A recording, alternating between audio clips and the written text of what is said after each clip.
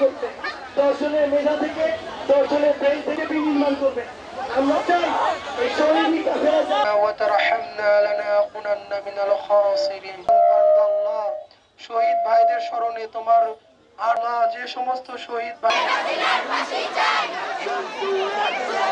আমার ভাই কবরে গুলি কেন বাহিরে